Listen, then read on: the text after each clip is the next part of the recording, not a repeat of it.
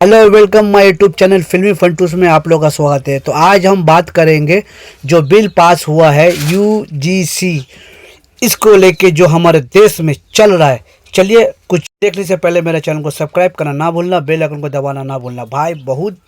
अजब अजब पार आप लोग का स्वागत है। दोस्तों, आज हम एक ऐसे गंभीर मुद्दे पर बात करने जा रहे हैं जो हमारे देश के भविष्य यानी छात्रों और उनकी शिक्षा से जुड़ा है। हम बात कर रहे हैं नए यूजीसी बिल की, जिसने पूरे देश के एजुकेशनल कॉरिडोर्स में एक भूचाल ला दिया है और हर कोई ये जानने को उत्सुक है कि आखिर इस नए कानून के पीछे की असली कहानी क्या है।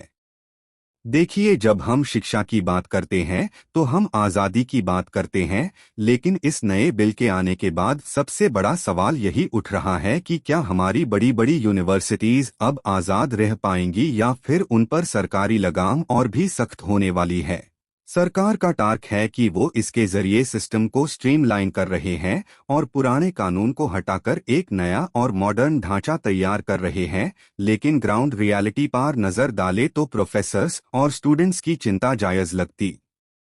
है, क्योंकि फंडिंग और ग्रांट्स के जो नए नियम बनाए गए हैं वो सीधे तौर पर अन यूनिवर्सिटीज को नुकसान पहुंचा सकते हैं, जो संसाधनों की कमी से पहले ही जूझ रही है।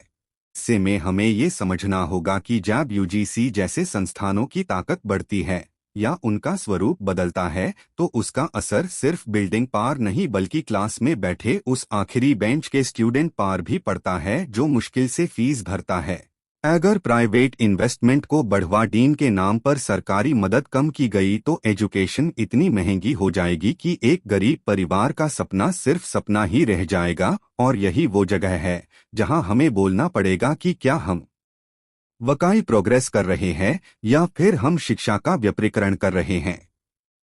इस नए बिल में सिलेबस से लेकर रिसर्च तक पर जो नए निर्देश दिए गए हैं उनसे कई लोग डर रहे हैं कि कहीं हमारे एजुकेशन का पूरा फ्लेवर हाई ना बादल जाए और हमारी यूनिवर्सिटीज सिर्फ डिग्री बांटने वाली मशीन बनकर ना रह जाएं। दोस्तों, हमें ये याद रखना होगा कि शिक्षा ही वो हथियार है जो समाज में बराबर